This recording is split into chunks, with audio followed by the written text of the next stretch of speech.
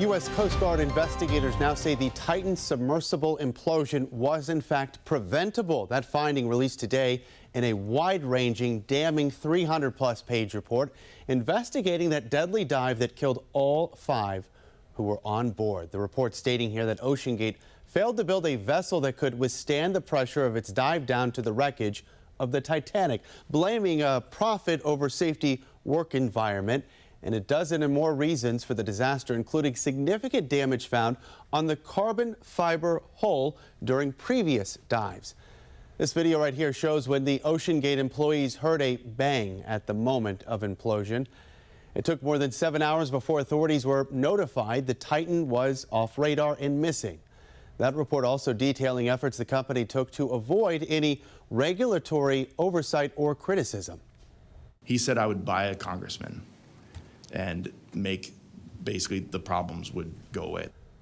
The Coast Guard says OceanGate's founder and CEO, Stockton Rush, could have been criminally charged had he survived. OceanGate releasing a statement here offering its deepest condolences to the victim's family. An Everett company is marking a grim milestone this week. The OceanGate Titan submersible imploded a year ago as it descended towards the Titanic wreckage in the North Atlantic.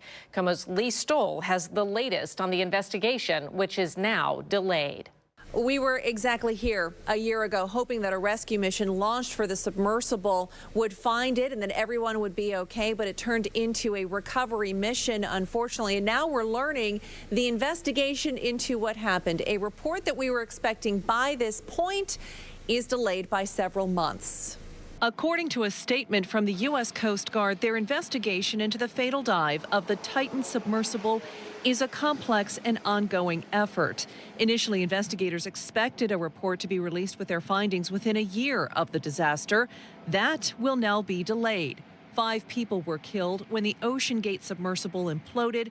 Company CEO Stockton Rush was among them. The sentence, "we lost comm," I think that would be a sentence I would never want to hear in my life again. The Coast Guard is giving 2 reasons for the delay: the need to contract 2 salvage missions to secure vital evidence and the extensive forensic testing required.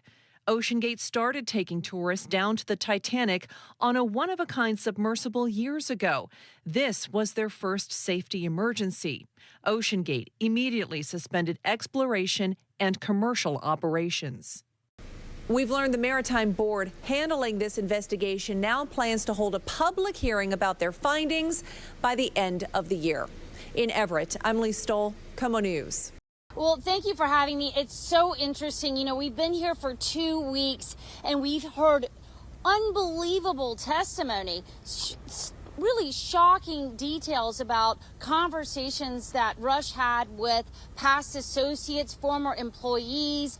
Many people came forward and wanted to talk about these conversations, you know, and they alleged that Rush was trying to avoid regulations with this Titan, that he was looking for a ways around inspection, not flagging it. A lot of things that are just what all of these vessels have to go through. So it was incredibly disturbing for them to hear. So what this Marine Board of Investigation needs to do now with all of these allegations that he was somehow playing this rogue game with people's lives when they were going down in this vessel, they now need to go back and follow that thread and figure out, is there any truth to these allegations? And if it is, who would also know about what was going on in these operations? There were so many red flags and alarm bells that Stockton Rush would have known that something was terribly wrong with the Titan vessel. Now, this is a vessel that had made over a dozen dives already to the Titanic.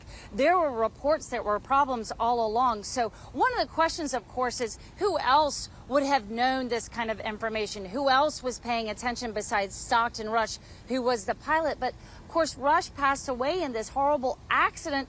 So now the question is anybody else libel. Now, the OceanGate lawyers were there the whole time. They were asking a lot of questions. They were going back and cross-examining these witnesses. So obviously, they're paying very close attention to what their liability looks like.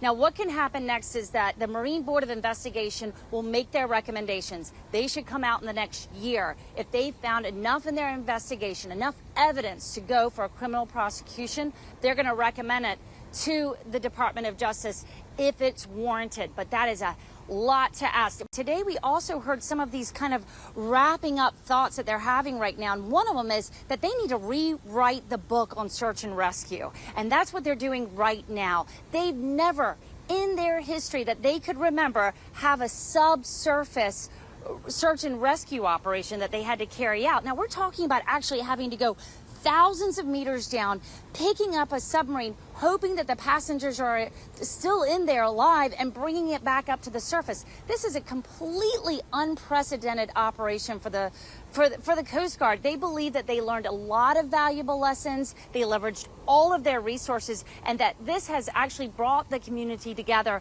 for an international type of operation. They can really leverage these kind of operations from all over the world, which is exactly what they did.